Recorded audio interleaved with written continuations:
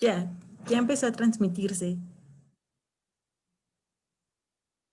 En YouTube ya Sí, está ya está todo. en la ¿Está bien? página también. ¿En YouTube ya también está? En YouTube será subida posteriormente. Ah, ok, perdón, perdón. Ya, Kat, pueden comenzar. Ok. Ya vamos a comenzar, Nia. Adelante. Primero la vamos a presentar. Vamos, Barquera. Ok.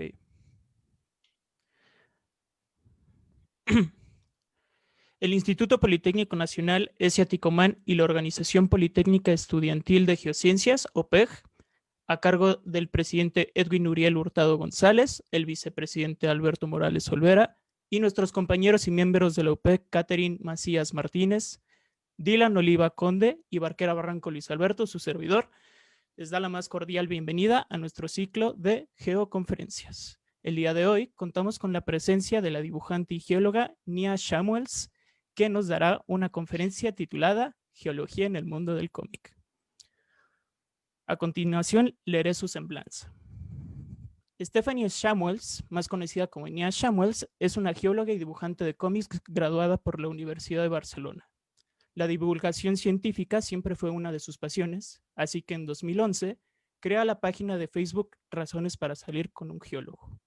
Durante el periodo universitario, participa como subdirectora en la Asociación de Mineralogía SEC-CGA de Barcelona Student Chapter, que promueve la investigación de depósitos minerales en los alumnos.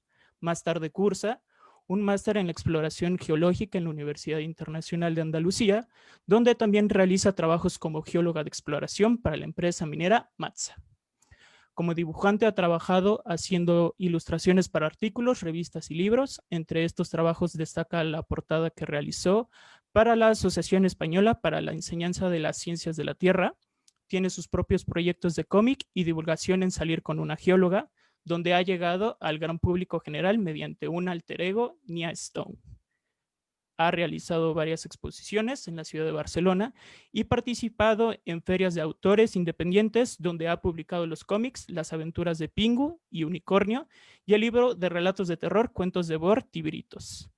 Puedes ver esto en su página web.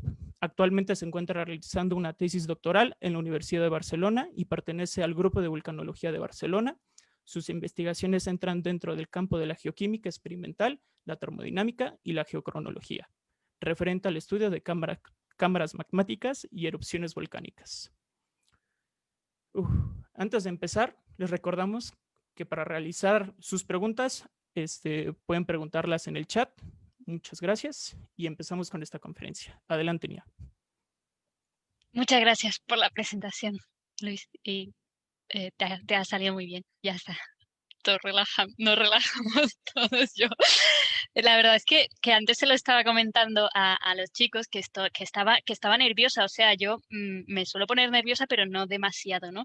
Y ahora estaba nerviosa porque siento que este tema es como que es muy mío, ¿no? Es como el cómic, la geología, juntar esas dos cosas que me han hecho llegar como a todos vosotros es como muy importante, ¿no? Para mí, entonces por eso traer esta temática de la geología en el mundo del cómic es como que me pone nerviosa porque siento ahí como mucha responsabilidad dentro de mí para mostraroslo, ¿no?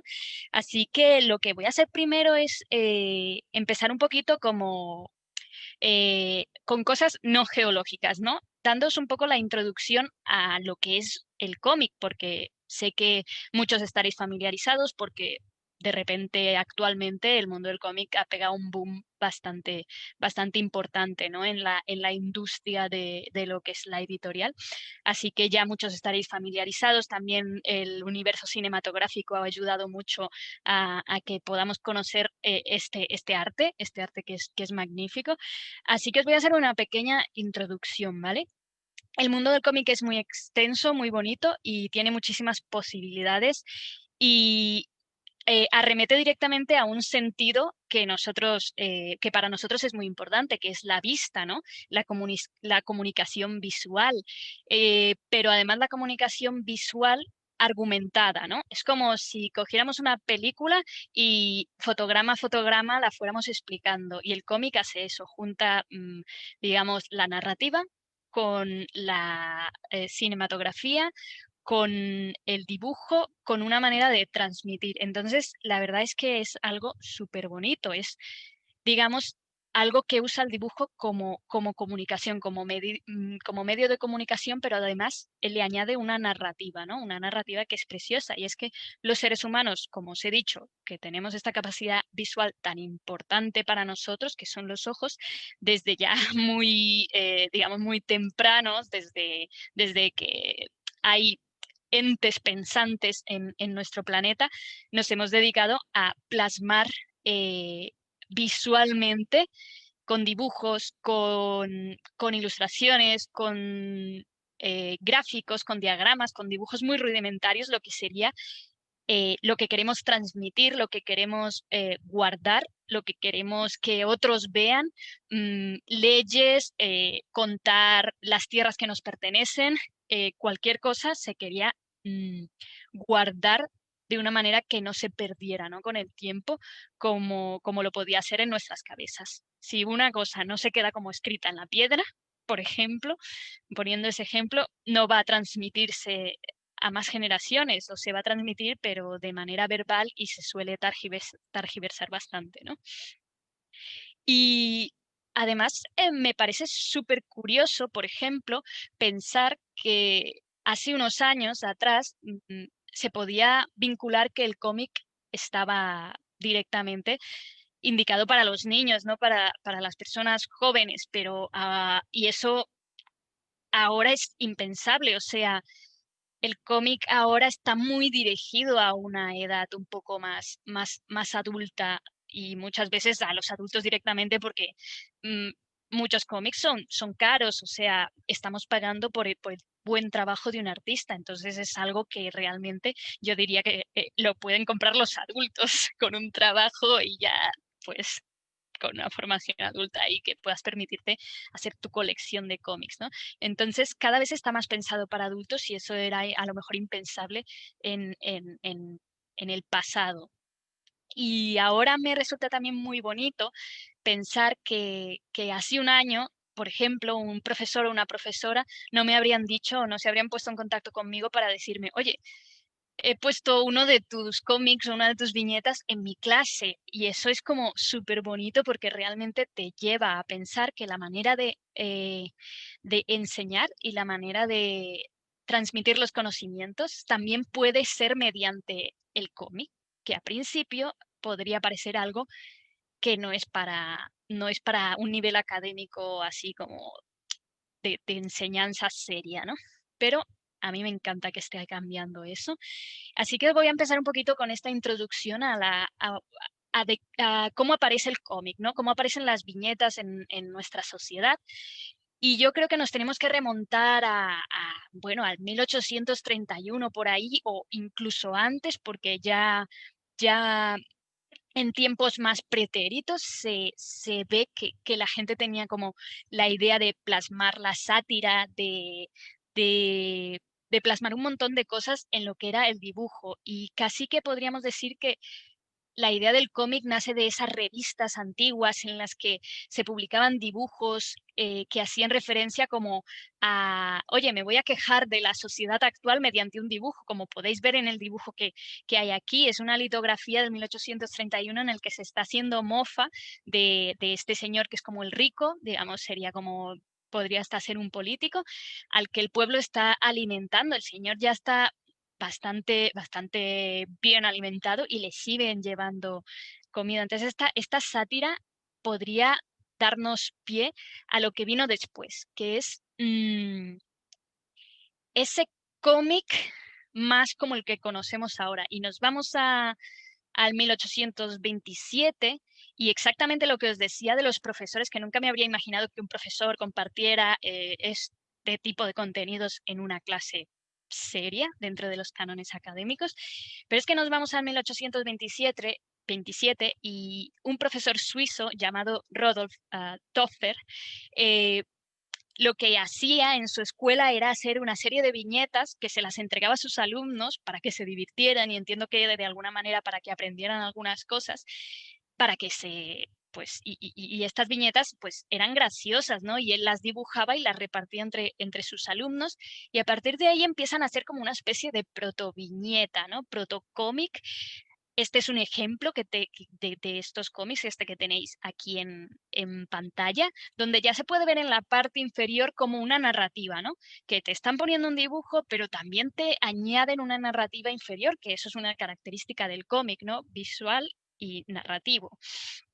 Y este señor Rodolphe Toffer pues empieza a hacer estos dibujos y en 1837 publica como el primer tomo, ¿no? Es como una especie de álbum donde recoge todas estas viñetas y lo publica y lo saca a nivel, digamos, a nivel europeo, donde algunos le critican y algunos le adoran completamente, y es aquí donde muchos dibujantes y muchos artistas se empiezan a fijar en que esto podría tener como una especie de futuro, ¿vale?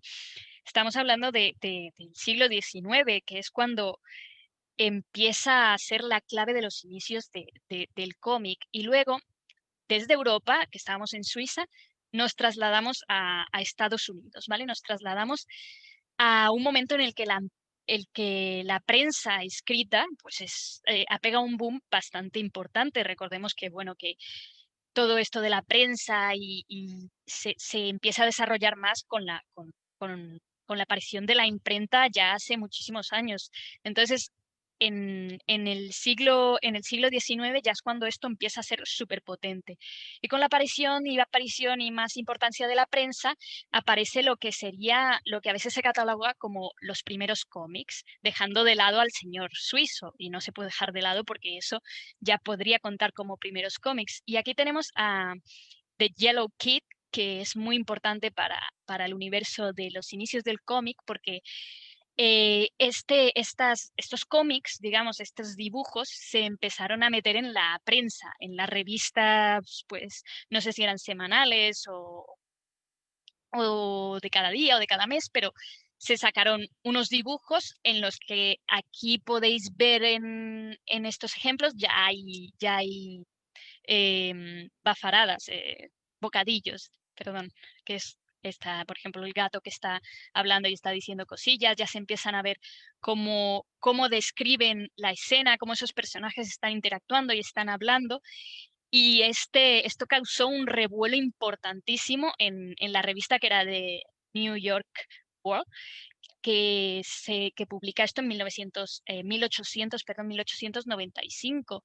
Es un boom tan grande que hay otro señor que de repente crea otra revista, se lleva a los dibujantes de New York World, y hay un pleito ahí brutal en el que se pelean. O sea, el dueño de New York World, que es el señor Publisher, el de los premios Publisher, arremete contra el otro que le había robado a sus trabajadores, que empieza también a publicar viñetas como esta.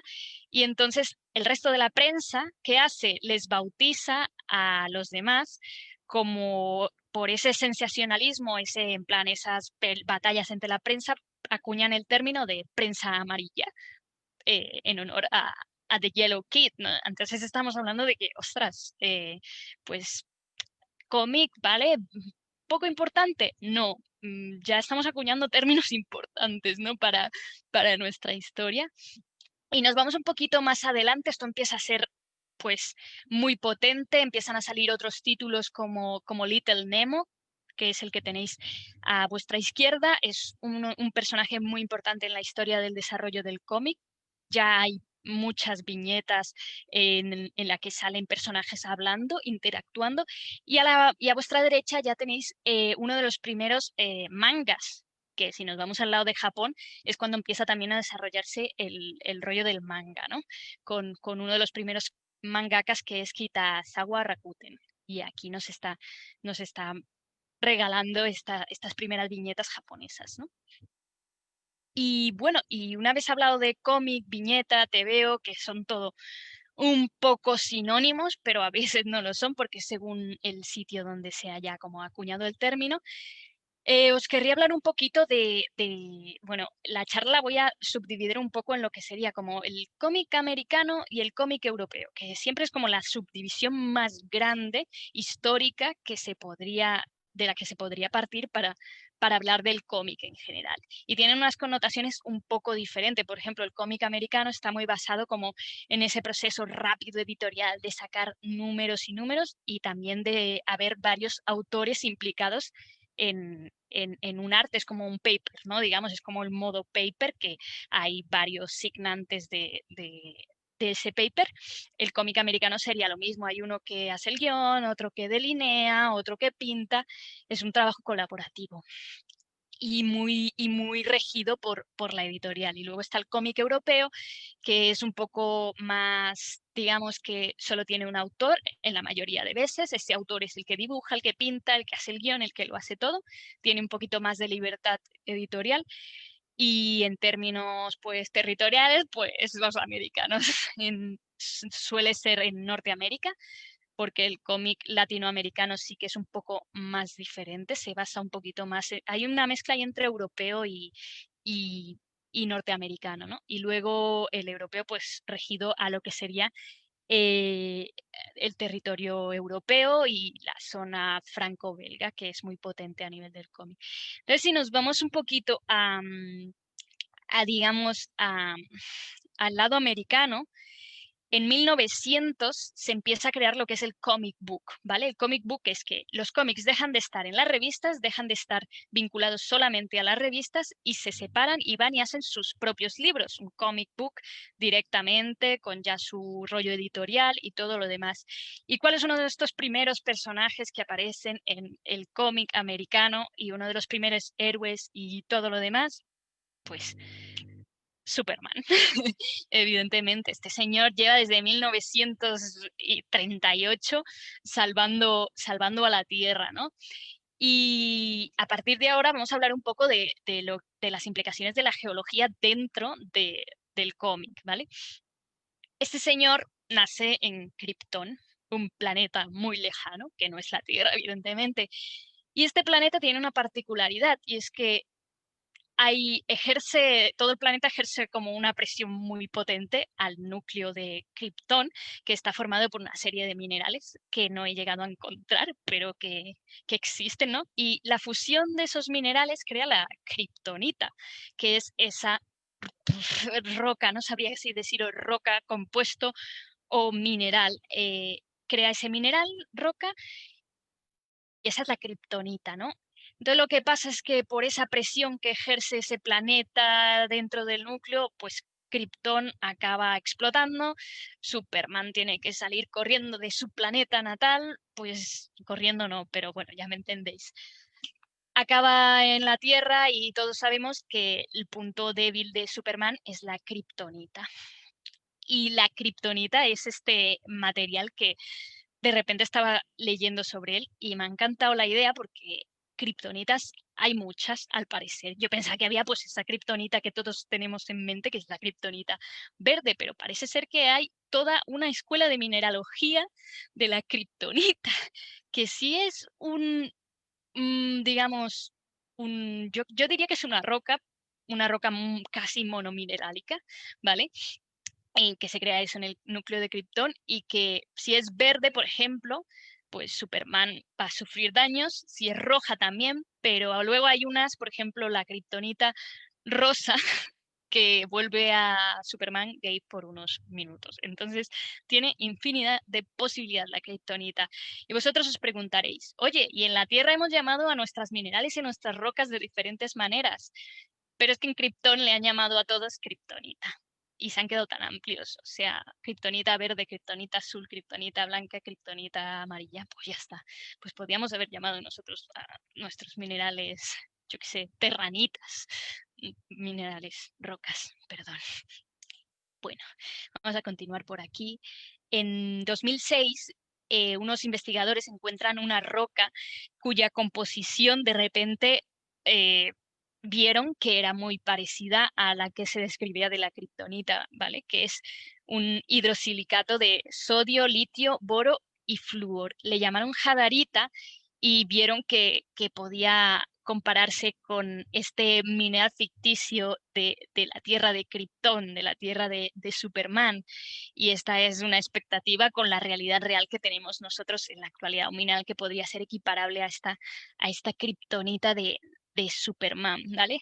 Una cosa que me he olvidado de decir es que la kriptonita hace daño a Superman porque para él es como muy radioactiva, o sea, le deja muy débil, pero para nosotros no nos hace nada, pero realmente si tenéis una kriptonita está emitiendo radiación, entonces a largo plazo, pues a lo mejor, pues algún cáncer o algo, sabes que no es que sea inocua, pero es radioactiva y lo radioactivo no es muy bueno, ¿sabes? Vamos a pasar un poquito, habíamos estado con Superman, que pertenece a la editorial de DC Comics, nos pasamos a Marvel y vamos a por La Cosa, de Think, que es un señor que de repente se va con los Cuatro Fantásticos. Para los que no estéis habituados, forma parte de los Cuatro Fantásticos, que son uno de los primeros superhéroes que saca Marvel al mercado. Y en 1961 nace este personaje que, bueno, que si estamos hablando de que si Superman pues le afecta la radiación de la kriptonita, este señor lo que hace es ir con sus colegas Cuatro Fantásticos en un viaje súper ilegal al espacio, y hay una especie de, creo que es un meteorito o algo así, que les da radiación, rayos de alguna manera, una radiación que les devuelve a la Tierra y es como una especie de accidente, y este señor, que se llama Ben, pues se acaba convirtiendo en una arenisca hablante. La verdad es que podríamos hablar de qué tipo de roca es este señor, si estáis un poquito familiarizados con lo que sería el universo de los cómics. Me encantaría poder clasificar el tipo de roca que es. Yo diría que es una arenisca, pero bueno, ya eso podemos discutirlo.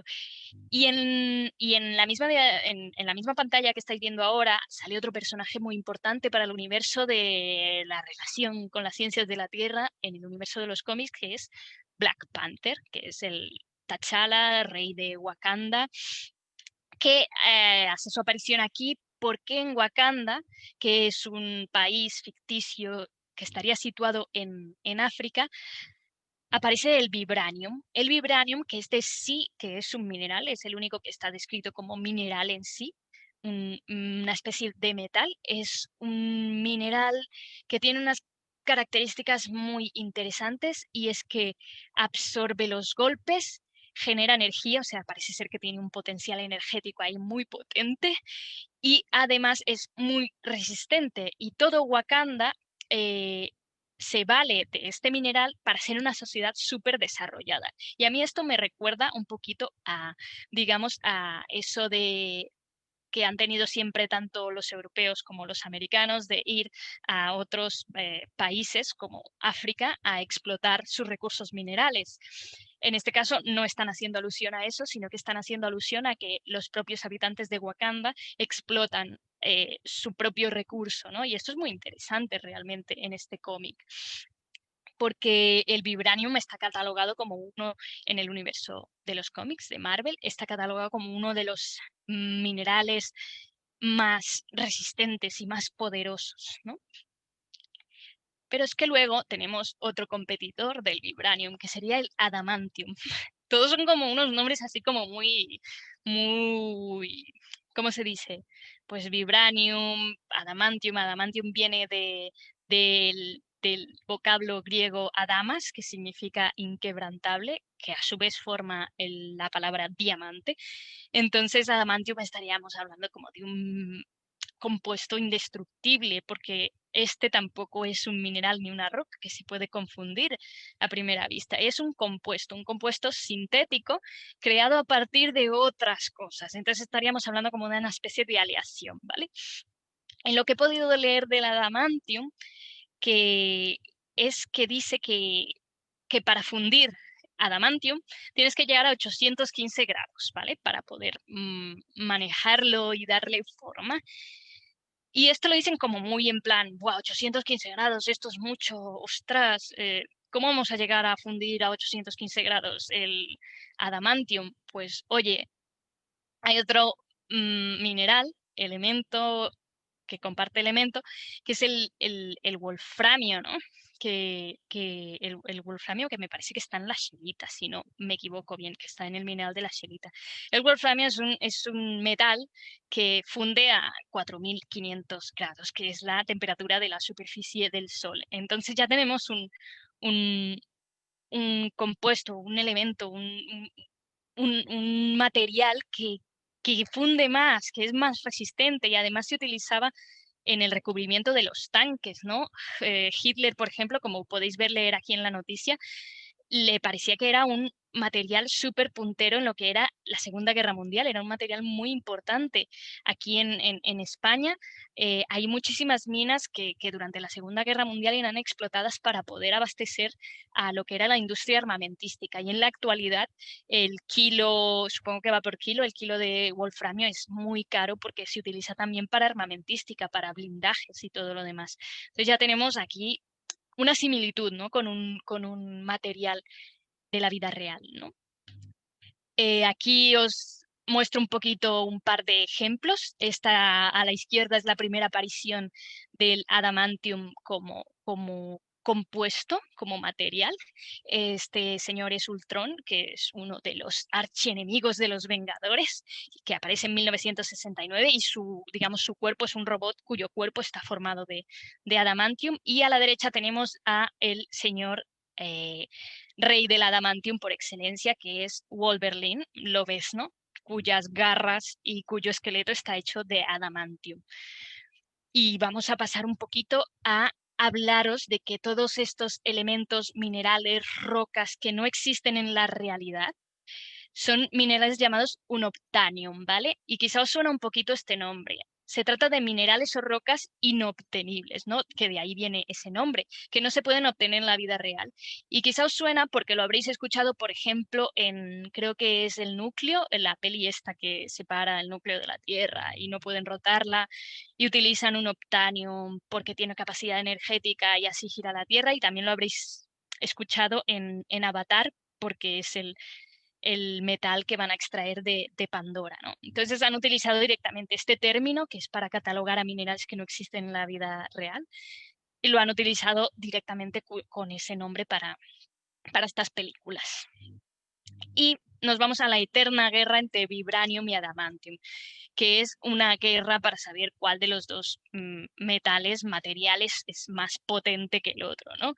Aquí tenemos a Capitán América, cuyo escudo está hecho de vibranium, y a Lobezno, que os he hablado antes, que tiene las garras de adamantium. Por ahí se dice que es más fuerte el adamantium, ¿vale? Porque es un compuesto sintético, aleación de varios materiales más potentes. Pero sí que es verdad que, pues, según uno y el otro, si el vibranium tiene una capacidad energética, del vibranium se puede sacar energía, o sea, Wakanda entera funciona con vibranium, y es brutal que tenga esa capacidad y que pueda ser un metal al mismo tiempo. A mí me parece flipante, ojalá existiera algo así, ¿no? Y el adamantium sí que es verdad que se ha hecho como un poco más como mirando ese wolframio, ¿no? Como ejemplo natural. Entonces es más como rollo resistente y ya está.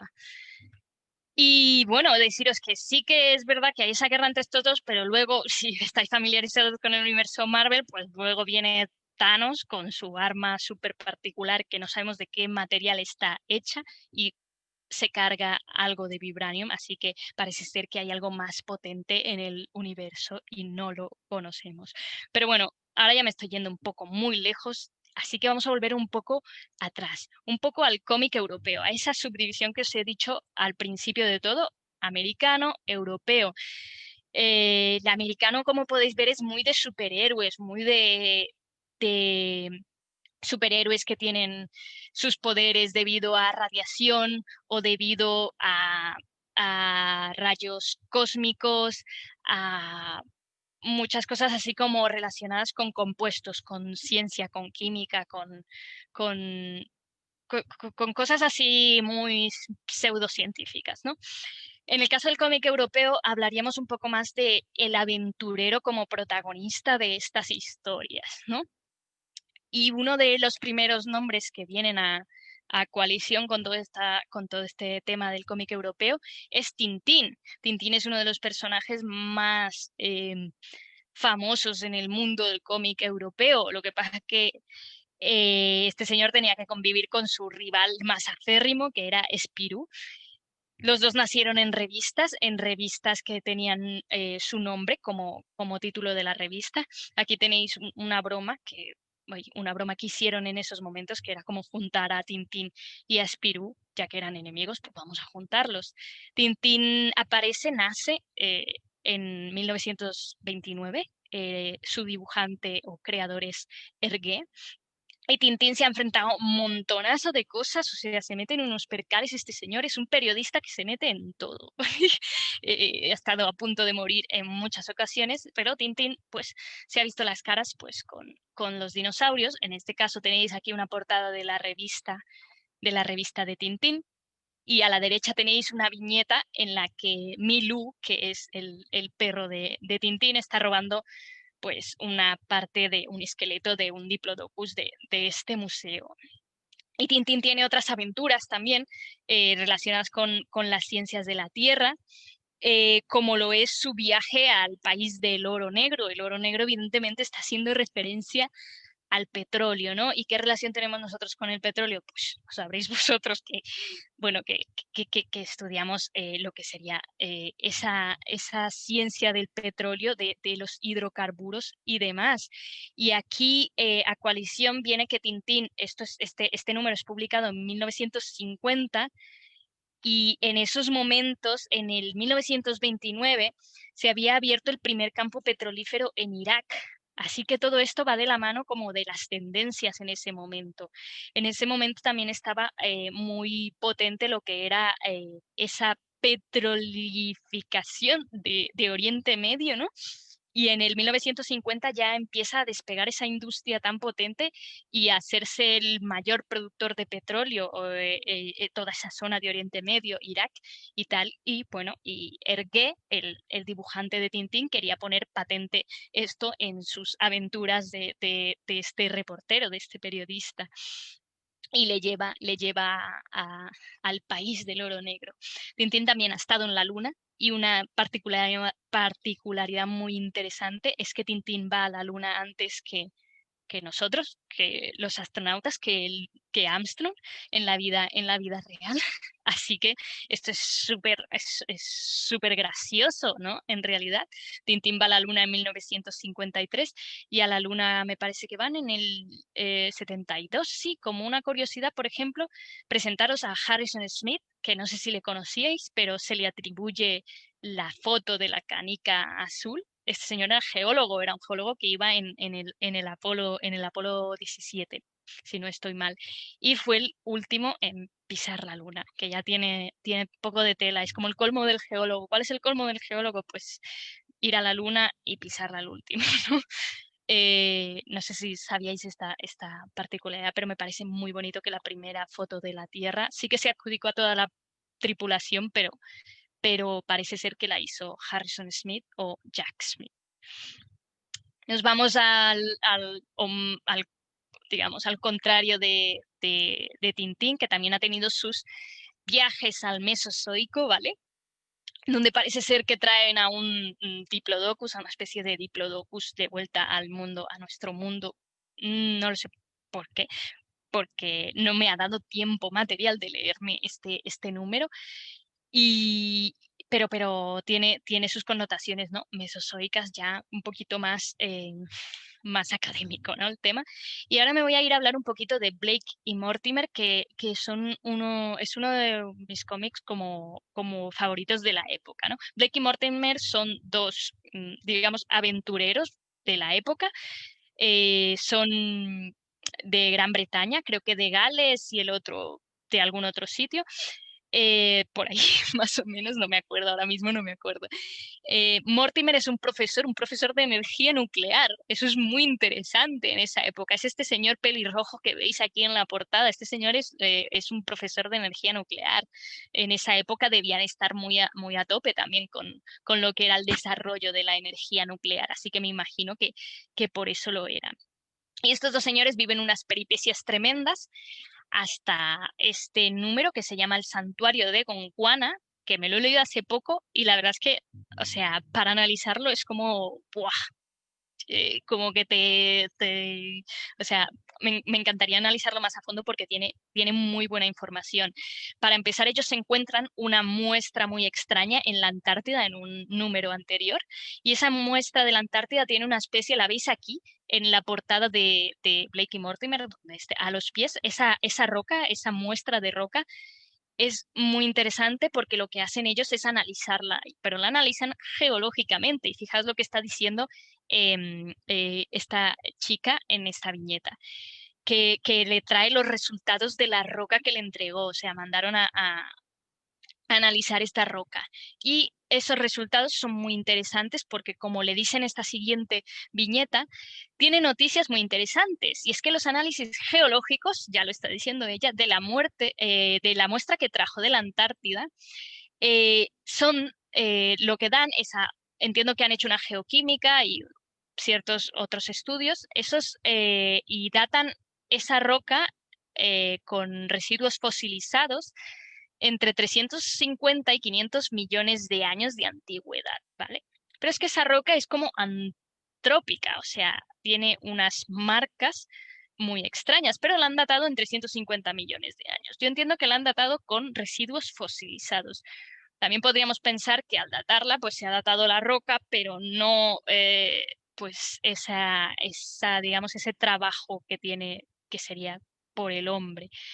Aunque digamos que luego hablan de que esa roca la tendría que haber labrado una inteligencia superior, porque además está recubierta de oro y de diamante, entonces no lo podrían haber hecho los hombres de ninguna manera, pero que sí, que data de hace 350 o 500 millones de años. Y en las siguientes viñetas lo que hacen es eso, asimilar que esa roca la ha hecho una inteligencia superior que, digamos, que vivía hace 350 millones de años. Y si nos vamos a hace 350 millones de años, ¿dónde nos vamos? Pues a la separación de Pangea, ¿no? Entonces ellos hablan de que si han encontrado esta roca, esta muestra en la Antártida, como veis en los dibujitos, en los sketches estos que están ellos aquí enseñando. Aquí teníamos esa disposición de Pangea durante el Carbonífero. Si ellos han recogido en la Antártida esa muestra, entonces esa supuesta civilización antigua tendría que haber vivido en toda esa zona africana, India, que son, digamos, los continentes que estaban en colisión, entre comillas, en esos momentos, y que al separarse, como dicen los sketches, pues esa civilización, los rastros de esa civilización quedan repartidos pues entre los diferentes puntos que antes eran un punto común, como lo pueden ser pues la Patagonia, la Antártida, y en este caso nos iríamos a Tanzania, a Arusha, que es donde los protagonistas deciden viajar para encontrar respuestas de esta muestra que han encontrado de 350 millones de años. Y se van nada más y nada menos que a una zona que es un parque llamado Ngorongoro. Es complicado de pronunciar. Este parque está lleno de volcanes, está en la zona del Rif africano, y su actividad evidentemente es bastante potente. Y no sé si os sonará, pero en esta zona está el Oldoño Lengai, que es un volcán súper interesante porque está hecho de carbonatitas, y las carbonatitas son lavas compuestas por carbonatos. Entonces, nada, esta gente, estos aventureros, se van aquí para descubrir que, no sé si haceros un spoiler del cómic, no sé si tenéis pensado leerlo, pero para descubrir una civilización antigua, ¿no? Una civilización como rollo antiguos astronautas reptilianos que vivieron hace 350 millones de años. Y esas son las connotaciones, digamos, geológicas que tiene este cómic, que podría ser analizado un poco más a fondo. Luego nos vamos a otra protagonista. Me encanta esta porque es una protagonista femenina dentro de todo lo que era un mundo totalmente de protagonistas y de héroes masculinos, y es Adele Blanc-Sec, que también está dentro de todos estos cómics europeos que, recordemos que os he dicho que son franco-belgas, o sea, la mayoría son en francés porque lo petaron, o sea, eran los cómics por antonomasia en ese momento, y la industria del cómic estaba en Francia y Bélgica. Así que Adele Blanc-Sec entra en ese momento. Su autor es Tardi, y en 1976 publica como el primer número. Y este número que tenemos aquí se llama Adele y la bestia. Adele y la bestia, que hace referencia a un, como veis aquí en la portada de este número, a un pterodáctilo. Y en este momento empezamos este tomo de Adele y la bestia en un París de 1911, cuyo Museo Natural guarda un huevo fosilizado supuestamente. Pero este huevo fosilizado, pues como veis aquí en las viñetas, pues empieza como a cobrar vida. Y de este huevo sale un pterodáctilo real, ¿vale? Que según dicen después los investigadores, pues tiene unos 130 millones de años este huevo. ¿Qué pasa? Que este huevo es revivido por los poderes psíquicos de un científico físico, me parece, que ha descubierto cómo entrar en vibración con los muertos para revivirlos, algo así, muy a grosso modo, ¿vale?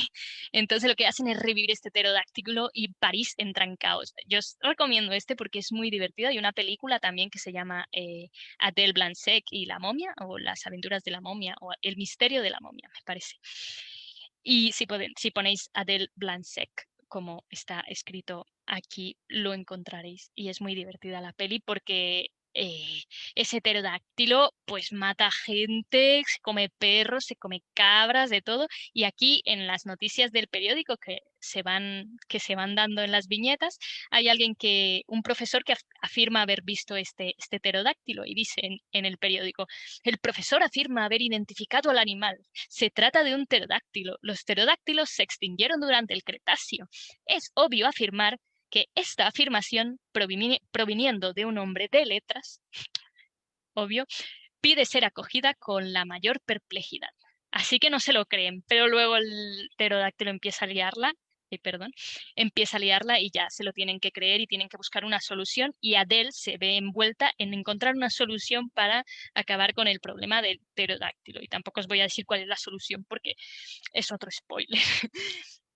También tiene otro número, Adele, que es el misterio de las profundidades, en las que reconoceréis a estos señores shifosuros, que, bueno, que son unos fósiles vivientes porque aún en la actualidad los tenemos presentes en nuestra biosfera. Y los tenemos presentes desde el Ordovícico, o sea, desde hace 477 millones de años. Evidentemente, ningún shifosuro tiene 477 millones de años, solo es esa especie. Nos vamos por ejemplo, a Asterix y Obelix, que también han tenido relación con los volcanes. En este caso llegan a Italia y aquí una panorámica del Vesubio. Me parece que aquí están haciendo una especie de carrera en Italia, porque ya sabéis que a Asterix y Obelix le encanta poner de los nervios al César y a todo lo que es la política romana.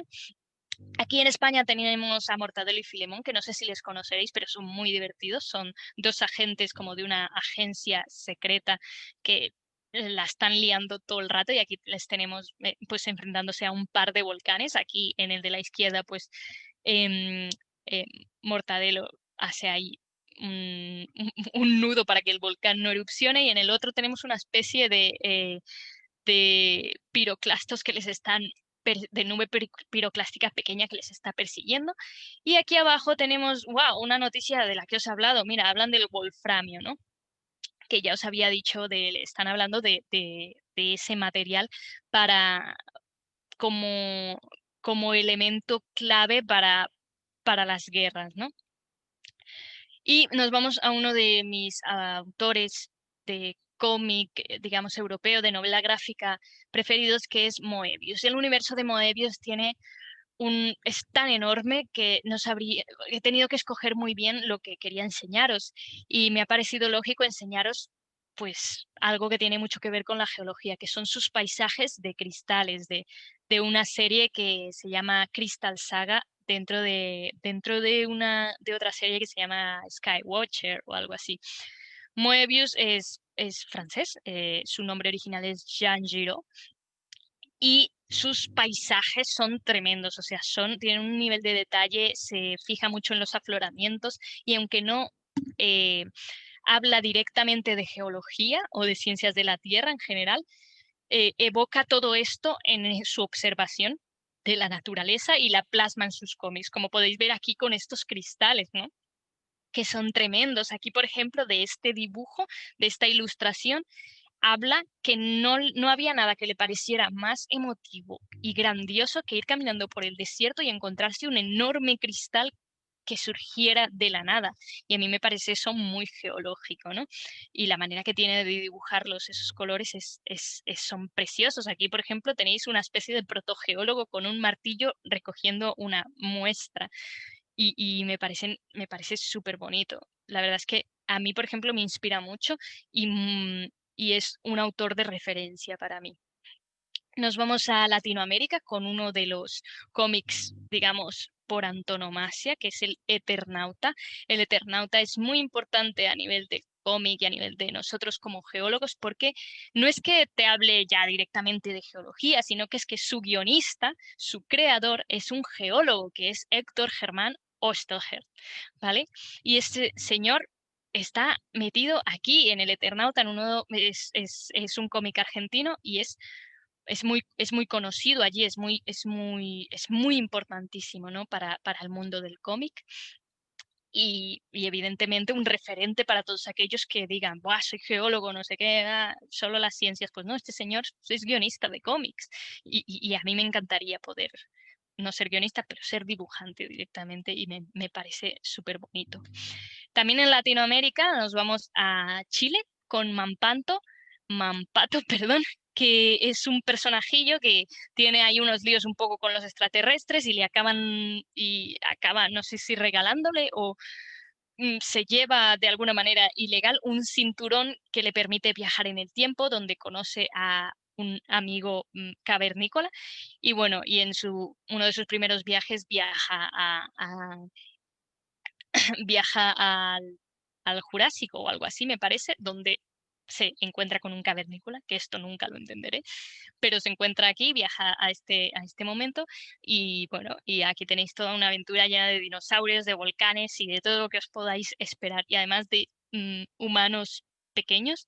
Igual son los mismos que buscaban Blake y Mortimer en su aventura del santuario de Pangea, no lo sé. Nos vamos a un clásico que es El Mundo Perdido. El Mundo Perdido ya sabéis que en realidad es una novela de Arthur Conan Doyle, pero también se ha versionado al cómic y uno de esos clásicos es Warlord, en el que un piloto de Vietnam se mete por una especie de agujero negro hacia el núcleo de la Tierra y aparece en el mundo perdido. También tenéis versiones actuales de eso. Un libro que es muy actual es Negaliot, que si os encantan los dinosaurios y un poco esa referencia, tiene muchas referencias de Moebius, del que os he explicado antes. Y este señor, o sea, este cómic trata la historia de un pastor de dinosaurios. Además me encanta cómo retratan a los dinosaurios y todo eso, porque me parece que están dibujados brutales. Es un pastor de dinosaurios que pierde a su manada de dinosaurios, pierde a su manada de dinosaurios y tiene que ir a buscar venganza a la gran ciudad que es esta que veis en esta portada. Es una ciudad muy rara y todo funciona de manera muy futurística, apocalíptica, muy extraño. En el siguiente tenemos Anunnaki. Anunnaki eran una especie de seres que sí que existen en la mitología de Mesopotamia, que decían que eran los creadores y no sé qué. Son esos mismos reptilianos, ¿no? De ahí, del santuario de Pangea. Y me encanta cómo trata eso en este tomo de Anunnaki, porque lo que hace es tratarlo como con mucha satírica y con mucha normalidad y lo que dice es que esta gente, que son estos reptilianos que veis aquí, pues están en su base, en su laboratorio secreto, no sé qué, creando una especie de semillas con las que fecundar planetas. Como podéis ver aquí en esta viñeta que dice, oh, vamos a fecundar un planeta, hay que fecundar a Azul. Azul es la Tierra, ¿no? Y tienen una especie de semillas y la fecundan. Cuando llegan ven que ha habido dinosaurios, pero no les gusta porque ellos quieren unos seres bípedos como ellos, bípedos y pensantes. Entonces lo que hacen es desviar la trayectoria de un asteroide y lanzarlo contra la Tierra para eliminar a esos reptiles gigantes que se han creado y poder que se desarrolle otro tipo de vida, ¿no? Era casi como en plan, vale, no nos ha salido bien el experimento de plantar vida en este planeta, empezamos de nuevo. Y así para ellos es como nacen los humanos aquí en este tomo de Anunnaki. Es muy divertido, es muy divertido. Vamos un poquito así como más rápido. Os digo 4 personajes así destacables. Tenemos a Emma Frost, perteneciente al mundo de los X-Men. Esta señora tiene una piel de diamante, lo cual la convierte como en indestructible porque puede transformarse así de repente. Tenemos también una referencia muy interesante que es Krakatoa de los X-Men. Krakatoa os sonará porque hace referencia al volcán, ¿no? Pues esta especie de mutante primero fue una isla que estaba muy cerca de zonas en las que se hacían pruebas nucleares, entonces la radiación le volvió mutante y es una isla pues que tiene pies, camina y es un mutante en general, ¿no? Vamos con otros ejemplos. Aquí tenéis a la izquierda a Ego, que es un planeta súper gigante que tiene rostro, cara, así que aquí a nivel geológico, Ego, que es ya el planeta, pero es el personaje, maneja toda la geología de su planeta a voluntad, toda la biosfera, toda la atmósfera, todo lo que pueda haber en él. Entonces esto es súper interesante porque imaginaros describir la geología de un planeta que realmente es un ente pensante, porque todo él está vivo. Eso tiene que ser una maravilla. A la derecha tenéis a Martinex, que es uno de los guardianes de la galaxia originales. De los antiguos, digamos, de otra especie de universo, y este señor fue modificado para aguantar digamos, las condiciones extremas de Plutón. Y todo su cuerpo está hecho de silicio, pero de un silicio que he encontrado yo como es isótopo inorgánico, algo así. Entonces, será este silicio que se utiliza para hacer rayos láser, ya que también puede emitir rayos láser de alguna manera. Así que molaría bastante estudiar la cristalografía de Martínez en algún momento. Pasamos a Silver Surfer, por ejemplo, y esto nos lleva a los Inoptanium, que os he hablado con anterioridad, esos materiales que no existen y que son súper poderosos. Habíamos hablado del Vibranium y del Adamantium. Ahora hablaremos de Silver Surfer, que está hecho de una especie de material que realmente es cósmico, así que nadie sabe cómo se llama este material, lo creó una especie de entidad cósmica para que le buscara planetas que devorar, y le creó con una especie de material que es brutal porque absorbe los golpes, puede atravesar paredes, también absorbe energía, entonces es la hostia de material para añadir a la tabla periódica. Tenemos a Thor, evidentemente, no me lo iba a dejar. Thor tiene su Mjolnir, que es su estupendo martillo mágico que vuelve a él siempre. Y este martillo está hecho con un material llamado Uru, forjado con una estrella. O sea, este metal se tiene que forjar con una estrella. Y recordad que os he dicho que la superficie de las estrellas más o menos están sobre los 5000 grados centígrados. Entonces ya estamos hablando de un metal como que se forja con el fuego de una estrella, y eso es como muy guay, muy ¡buah! Mind blow, ¿no? Y volvemos a Thanos, porque si os he hablado antes de que tiene un arma que puede destrozar todos estos materiales de los que os he hablado, evidentemente no podía irme de esta charla de cómics y geología y ciencias de la Tierra sin hablar de las gemas del infinito y de el guantelete del infinito, que si no estáis familiarizados, pues es, digamos, un arma, un guante capaz de contener unas gemas que son muy poderosas y que pueden, bueno, un lío bastante importante de explicar. Si no estáis familiarizados, pues, pero yo creo que sí, porque más o menos todos estamos sufriendo el boom cinematográfico de Marvel. Así que cuando me paré a pensar, oye, voy a analizar geológicamente las gemas del infinito, el guantelete del infinito y todo lo demás, me quedé en plan, vale, vamos a ir a su origen. ¿Por qué las gemas, cómo se crean, de qué elemento, qué mineral podrían representar para nosotros? Y de repente vi que su origen es un poco que no podemos saber realmente de qué están hechas estas gemas. O sea, no están hechas de ningún mineral ni ningún material que podamos conocer nosotros, porque resulta que en un universo anterior a nosotros, en el que no vivíamos, existía una entidad que se destruyó. Y al destruirse creó nuestro universo. Y entonces de esa destrucción salieron las 6 gemas del infinito. Entonces, para empezar, si esas gemas del infinito se forman de la explosión de un universo anterior para crear el nuestro, no sabemos qué elementos regían a ese universo. O sea, y además cuando se forma nuestro universo no se crean todos los elementos de la tabla periódica, se crean después, cuando hay la explosión de supernovas y todo eso. Entonces realmente yo no puedo deciros pues que a lo mejor la gema amarilla representa al oro, porque no, o sea, creo que no son de nada, de ningún material conocido. Pero es muy interesante porque sería cristalografía universal y cósmica. Así que esto me encantaría llegar más a fondo de este asunto. Sí, sí, sí. Y ahora hemos llegado al final un poquito de este repaso, ¿no? De este repaso del cómic y de la geología en general, en presencia en estos cómics. Y yo, haciendo resumen de todo, os diría que en general, si os habéis fijado, todo lo que es la información y la temática de las ciencias de la Tierra dentro del cómic se basan en 2 conceptos: minerales y dinosaurios. Y de ahí no pasan. Meten algún volcán en algún momento, algún terremoto, algún ser así medio que funciona de alguna manera diferente, pero en general siempre vemos una tendencia del cómic europeo a meter dinosaurios y volcanes y una tendencia del cómic americano a meter superpoderes relacionados con algún mineral extraño, algún material así científico muy avanzado y tecnológico. Entonces tenemos siempre estas 2 dualidades.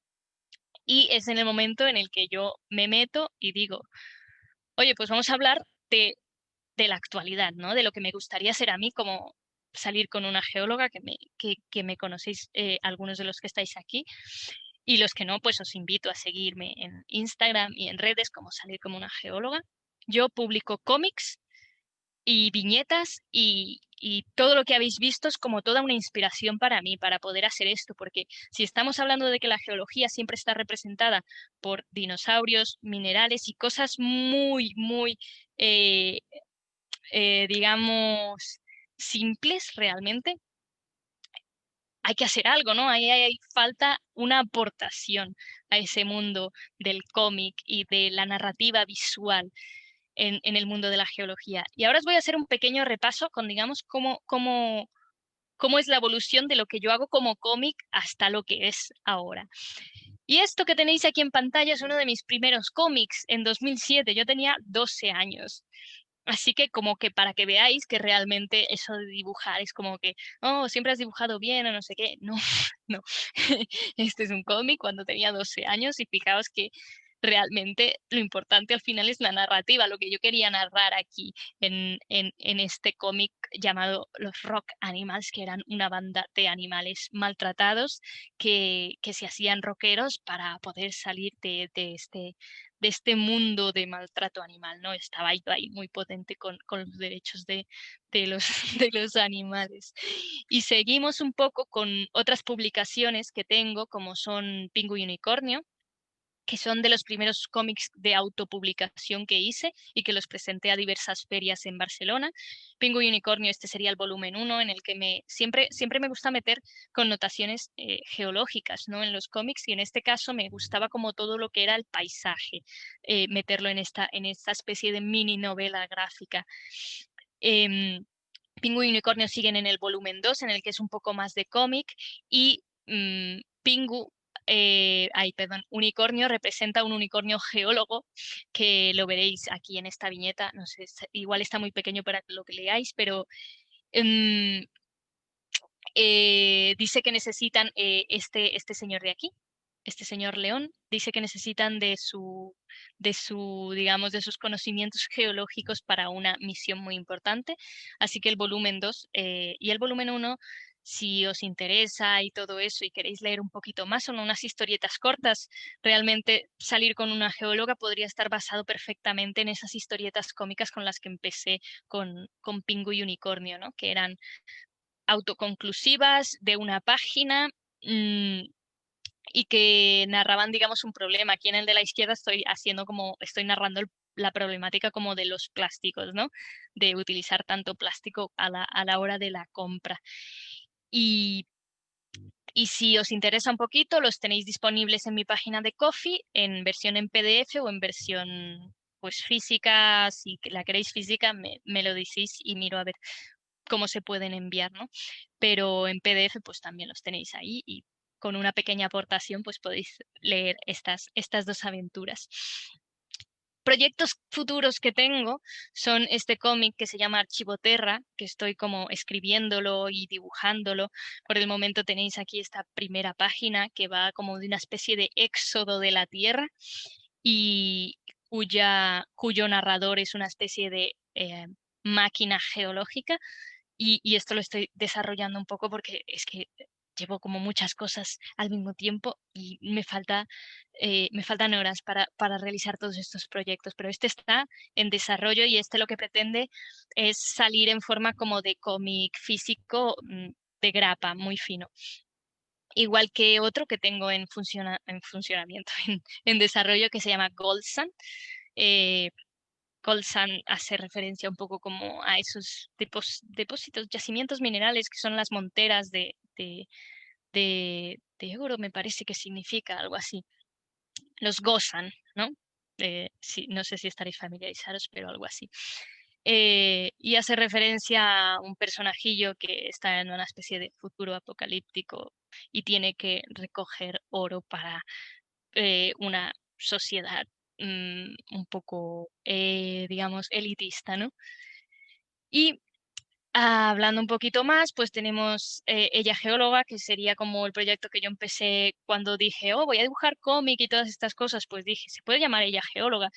Aquí sí que necesito bastante apoyo porque todo esto se tiene que imprimir, se tiene que editar y me gustaría editar un poquito los cómics que yo voy haciendo, como salir con una geóloga bajo un título común y y que lo pudiera yo tener físicamente y a los que les haga ilusión pues también adquirir ese tomo físico de salir con una geóloga, ¿no? Y ahora mismo estoy en Ko-fi, en mi página de Ko-fi, que es ko-fi.com, salir con una geóloga. Estoy un poquito a punta de cafés, que la gente me va invitando a cafés que son a 3 eurillos, pues recaudando como fondos para poder hacer esto. Oye, y si una editorial está interesada, pues también estoy yo interesada en que esté interesada. Sí. Un poquito más adelante os presento aquí en la izquierda tenéis uno de los primeros cómics que hice, que está basado en El Señor de los Anillos, que era cómo hacer que un volcán entre en erupción y se me ocurrió que no había otra manera que tirar un anillo del poder en su núcleo. A la derecha tenéis el primer capítulo que saqué de salir con una geóloga, que ya es como que han pasado un montón de capítulos porque ahora voy por el capítulo 12. Aquí los tenéis todos recogidos desde el 1, bueno, desde el 2 que empezaríamos hasta el número 12, si no estoy mal. Y bueno, y daros una noticia, y es que el 28 de diciembre, que es el último, sí, es el último lunes del año, que es el 28 de diciembre, publicaré el último cómic de esta temporada. No quiere decir que sea el final, pero es el último de la temporada para luego poder trabajar en cosas y tal. Entonces creo que en total de esta temporada serán unos 15 cómics que me encantaría poder editar y publicar, imprimir y distribuirlos de alguna manera, porque creo que me encanta tener las cosas físicas y es una manera muy bonita como de conectar con el público y con la gente. Y hemos acabado aquí con esta charla. Y espero que, bueno, espero que hayáis disfrutado un poquito y me encanta hacer charlas así como para no coger apuntes y que sean un poco livianas, y espero que haya sido como elocuente, fácil y nada pesada. Muchas gracias a todos. Muchas gracias por la presentación, o sea, fue muy épica, es única en su tipo y bueno, Gracias. si no hay inconveniente, pues pasaremos a la sección de preguntas. Perfecto.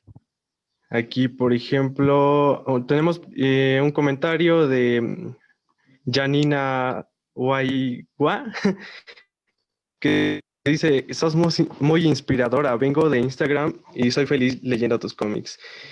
Tenemos una pregunta de Sara Morales que nos dice, ¿cuáles programas utilizas para dibujar? Pues normalmente utilizo una tablet con un Apple Pen de estos y una aplicación que se llama Procreate. Y así hago las cosas muy rápido porque me permite dibujar en la tablet y luego editarlo un poquito y exportarlo.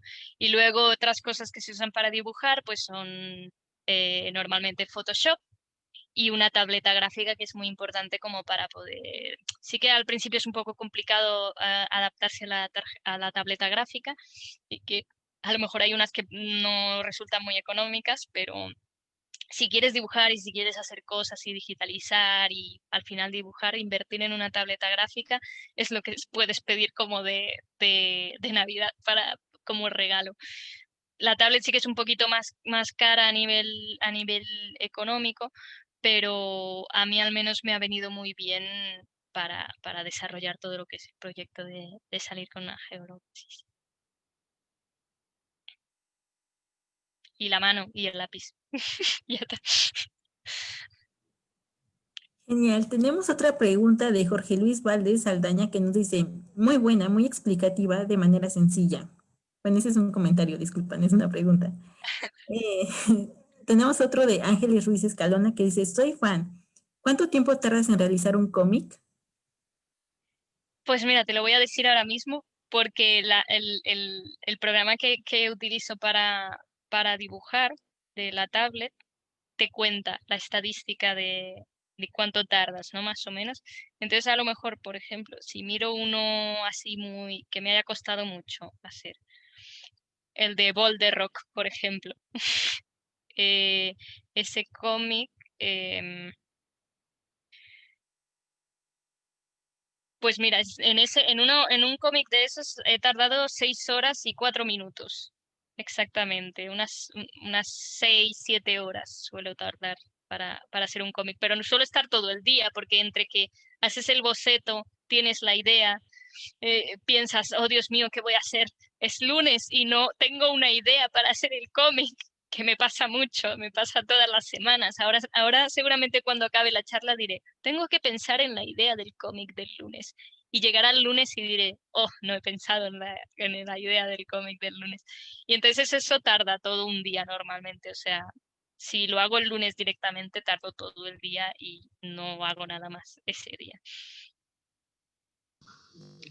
Jaime Tapia nos pregunta cómo puede obtener uno de sus cómics en físico. Eh, Pues me puedes, a ver, en físico sí que lo tengo en la página de Coffee, está tanto en PDF como en físico, ¿no?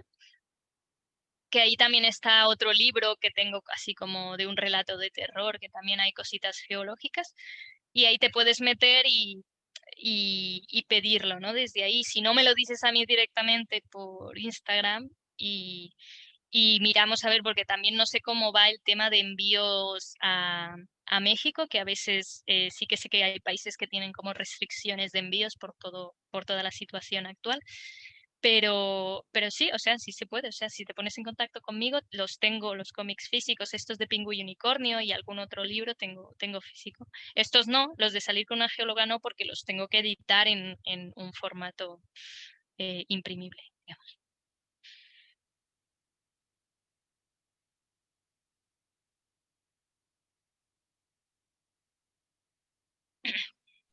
Kat, tu micrófono. Oh, perdón. Rodríguez Liz nos comenta, me encantan tus cómics, están geniales desde Ecuador, saludos. Saludos.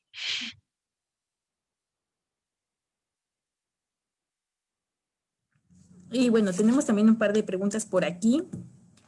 ¿Qué cómic te inspiró en tu infancia y qué cómic estás leyendo en estos días? ¿Qué cómic me inspiró en mi infancia?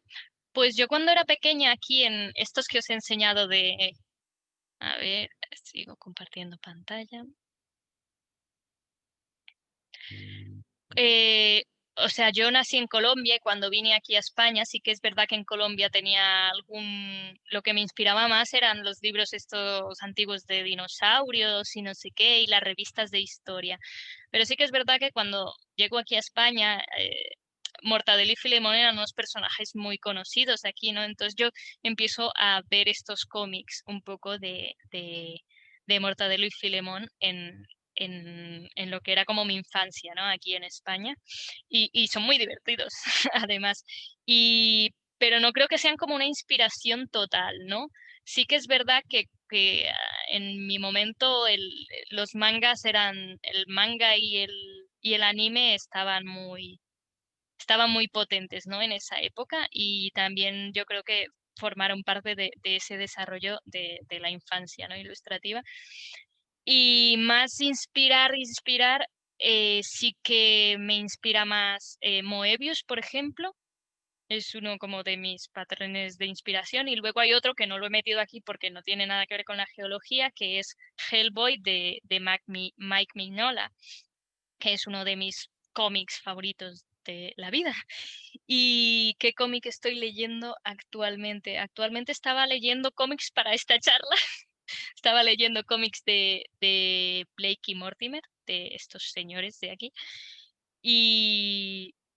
Pero también me estoy leyendo otro de Moebius, que es el Incal. Se llama Incal, ya está, que es muy guay. Y creo que ya está. No tengo mucho más tiempo para leer mucho. Ángel Licona nos pregunta que en qué están inspirados tus paisajes geológicos de tus cómics. ¿En qué están inspirados los...? Yo me inspiro mucho, ahora me ha venido así a la mente, también me inspiro mucho en todo lo que es la animación, ¿no? Los cartoons, los dibujos animados. Y hay una cosa que me inspira mucho, que yo creo que todos amáis y adoráis, que es la serie de The Last Airbender, de Avatar, ¿vale? Y a mí me gustan mucho los colores de esa serie y los paisajes que tienen. Y yo creo que me han inspirado mucho, ¿no? En mi trayectoria, porque tú puedes dibujar, pero a lo mejor tu fuente de inspiración sean las películas, ¿no? Entonces realmente hay que fijarse en un montón de tipos de cosas cuando estás inspirándote realmente para estas cosas. Y bueno, y también como os decía, los colores de Moebius, que son geniales, y de Hellboy, de los tipos de dibujo que hay en los cómics de Hellboy. Janina también nos pregunta que si has pensado que tus cómics los puedes utilizar como material didáctico para niños de secundaria. Normalmente sí que me lo han pedido profesores, hay profesores y profesoras que sí que han compartido los cómics en sus clases o así, y, y, y yo creo que sí, que o sea, pueden ser perfectamente utilizables. Sí que es verdad que a veces doy a ver un toque un poco más adulto a la cuestión, entonces habría que mirar qué tipo de cómics sí son como divulgativos de ese aspecto y otros que no, porque al final a mí me gusta mucho trabajar como con la ironía y la sátira. Pues aquí, por ejemplo, en este cómic de cómo entrar en erupción un volcán, a lo mejor serviría del modo, ¿cómo entrar en erupción en un volcán? Un niño lo leería y a lo mejor se cree que tirando un anillo. Pues no. Entonces, a lo mejor la actividad sería, a partir de este cómic, dinos cuál es la realidad de cómo entra en erupción un volcán, ¿no? Que eso también estaría guay de decir, oye, esta es la broma, ahora dinos tú cómo crees que entra en erupción un volcán en la realidad. Entonces creo que más iría un poco enfocado, yo creo, en eso, en que yo trabajo mucho eso con la broma, entonces me parece que se podía como al menos decir, por ejemplo, aquí en el último cómic que hice, que es este de Cretásicas, que son las dinosaurias de Jurassic Park, que están hablando de que las van a contratar en una nueva peli, no sé qué, y ya se están hablando de Cretácico y Jurásico. Entonces, a lo mejor esto, como modo académico, pues se podría hablar de por qué están hablando de esta diferencia de Jurásico y Cretácico y por qué se ríen de los Cretácicos cuando ellas son algo así, ¿no? Un poco trabajar como con eso. Yasmín tiene una pregunta, comentario que dice que de qué tipo de arenisca crees que esté hecho de zinc y ella cree que es de cuarzo arenisca. Yo creo que también, yo creo que algo así, es algo como muy arena de playa muy compactada, algo así, ¿sabes? Entonces, yo estoy a favor del el modo cuarzo arenisca. Habría que clasificarle mejor, pero sí. Evelyn también nos pregunta cuál es tu componente geológico favorito. Componente, componente en plan, entiendo mineral, roca, algo así. Componente, Yo creo que sí se refiere a eso. sí. Pues en general me gustan mucho los granatis, creo. Creo que es mi mineral favorito, así que más o menos por ahí va la cosa.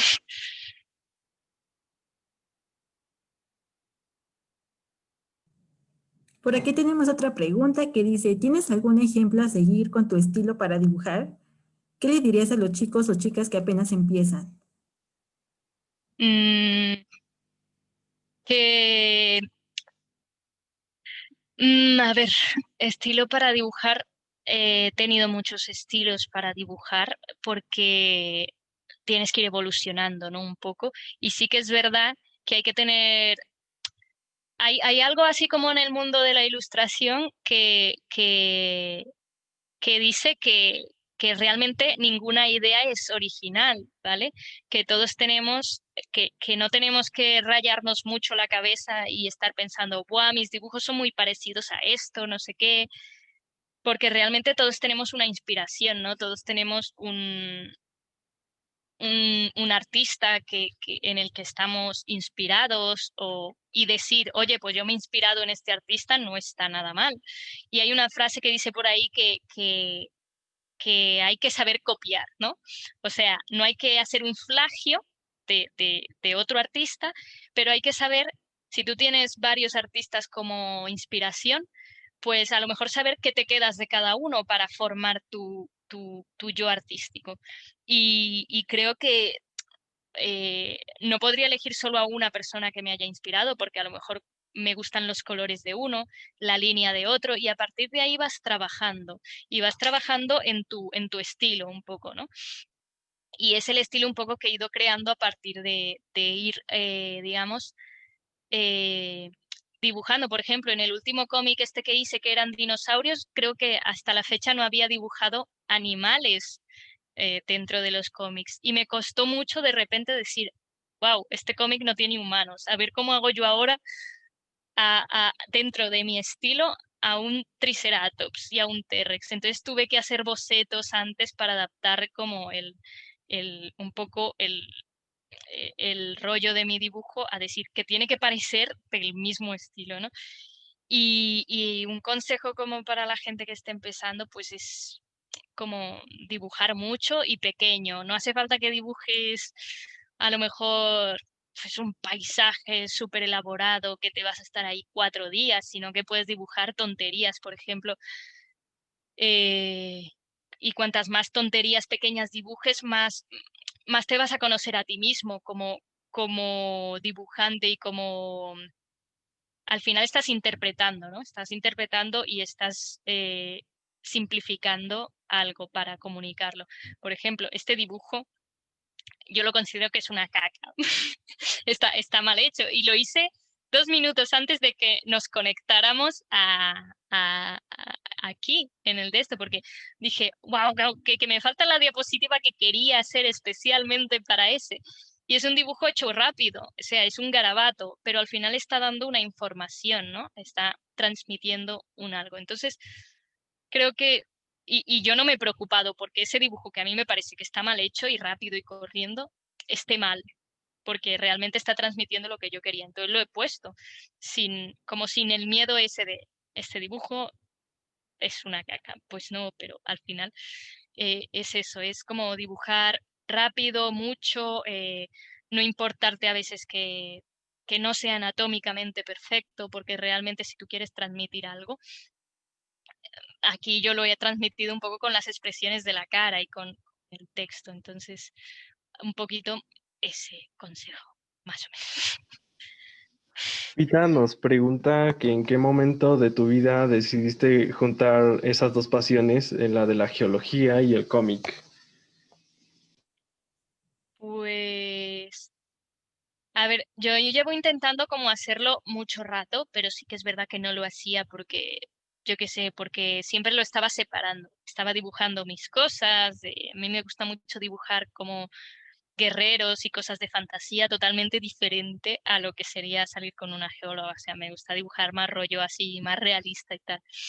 Y yo hacía todo eso y luego hacía geología. Y de repente empecé a dibujar monstruos también y cosas así. Y dije, oye, ¿y por qué no le doy un toque geológico? Y al final sí que es verdad que juntarlo, definitivamente fue este año. O sea, cuando empezó toda la pandemia y tal, fue cuando empecé como a decir, oye, pues se me da bien esto de decir algo gracioso con un dibujo, porque realmente si a mí me pones a explicar un chiste delante de alguien, o sea, soy lo menos graciosa del mundo. Entonces me di cuenta que ese era como mi medio de comunicación para hacer eso. Y fue este año, fue este año. Luis González nos dice, ¿has pensado en hacer una relación de gemas y Full Metal Alchemist?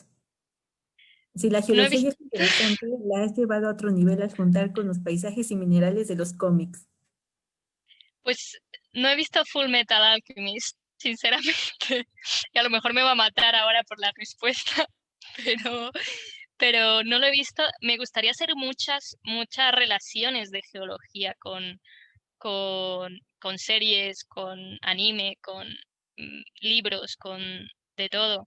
El último que hice, por ejemplo, y que me gustaría hacer más a fondo, es que hasta ahora mucha gente me decía que mis dibujos tenían como una inspiración así en Hora de Aventuras, en Adventure Time, y yo nunca lo había visto hasta este año. Entonces, pues súper curioso porque dije, bueno, va, me voy a sentar y voy a ver Hora de Aventuras y descubrí que me gustó un montón. Y una cosa que me gustaría hacer es hacer un análisis geológico de todas mm, de todo el argumento de Hora de Aventuras. Y ahora han salido unos capítulos nuevos y tal, y el otro día en Twitter hice un análisis de esos capítulos nuevos y tuvo bastante repercusión, así que moló bastante.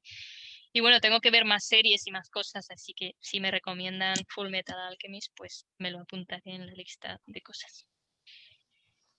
Mau Rojas nos dice, entonces, ¿cuál crees que destruye al otro, adamantium o vibranium? Solo entre ellos mencionaste que existen otros que pueden destruir al vibranium, pero solo entre el vibranium y el adamantium. Solo entre el vibranium y el adamantium parece ser que ganaría el adamantium, porque está hecho de compuestos, se ve que entre ellos, no sé si ahora estoy diciendo una barbaridad, pero parece ser que entre los compuestos que se forma el adamantium hay vibranium, de alguna manera. Entonces, parece ser que ganaría el adamantium, pero como el vibranium tiene características energéticas, o sea, es como que se puede comparar, pero no, porque realmente el adamantium no tiene capacidad energética, pero el vibranium sí, entonces a lo mejor te sirve más como nivel económico de poder el vibranium que el adamantium, ¿sabes? Entonces es como, sí, en una pelea, pues a lo mejor le gana, lo ves, ¿no? A Capitán América, porque además se regenera, entonces sería ahí como yo creo que es el adamantium, parece ser, según lo que he leído. Sí.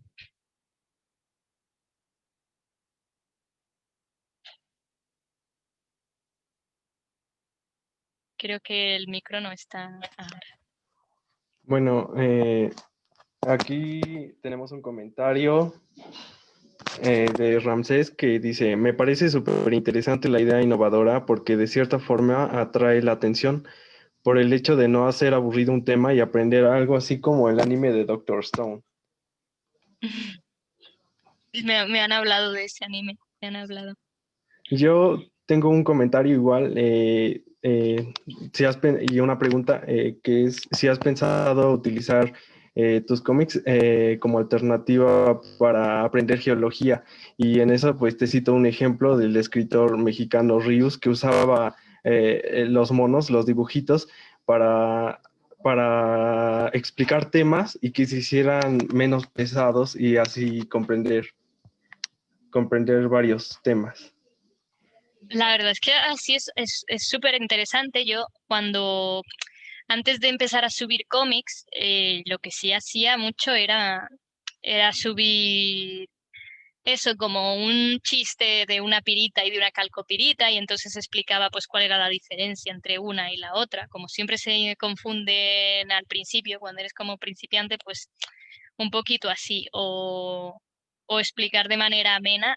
Al principio los dibujos eran eso, explicar de manera amena un concepto un poco complicado, yo que sé, como la forma de los ríos o podría ser cómo se forma una montaña o cosas así. Entonces sí que ahora cuando se acabe como la temporada esta de los cómics, sí que volveré a eso, ¿no? A directamente la ilustración explicando algunos conceptos así como los que dices, ¿no? De mediante la caricatura y los cartoons, pues explicar algo así un poco más complicado y que se haga más ameno. Sí, sí. Bueno, por el momento son todas las preguntas y le concedo la palabra a mi amiga Catherine. Bueno, muchas gracias por su ponencia. A continuación vamos a hacer entrega de su reconocimiento. Al parecer ya no hay más preguntas. Y bueno, voy a compartir pantalla. Vale, yo voy a dejar aquí.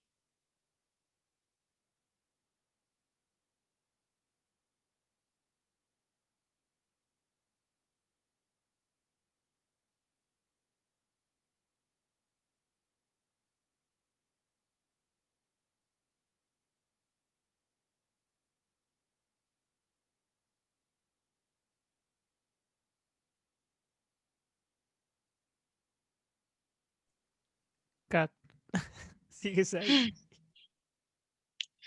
Te hemos perdido. Houston, tenemos un problema.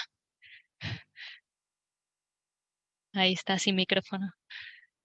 No Aquí te estoy. escuchas, Ahora. no te escuchas. No te escuchas, Kat.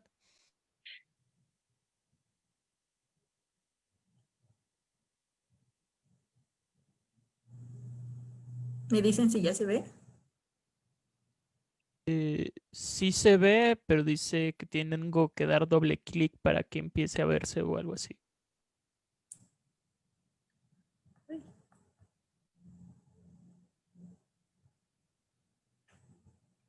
Ahora.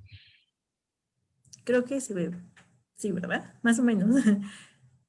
Bueno, voy a hacer lectura del reconocimiento. El Instituto Politécnico Nacional, Escuela Superior de Ingeniería y Arquitectura Unidad Ticomán, Ciencias de la Tierra, LOCPEG, otorga este reconocimiento a la maestra en ciencias Stephanie Scamuels por su brillante ponencia en el evento serie de geoconferencias titulada Geología en el mundo del cómic, llevada a cabo el día 3 de diciembre del 2020. La técnica al servicio de la patria. Muchísimas gracias por su presencia y por su ponencia tan increíble que a todos nos gustó mucho. Muchas gracias por la invitación y por el recibimiento y todo lo demás.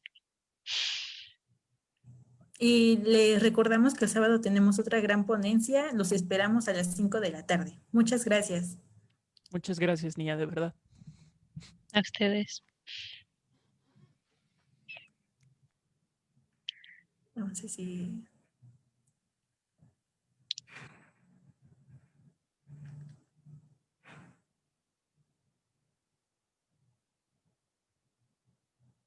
Aún se sigue transmitiendo. Ok.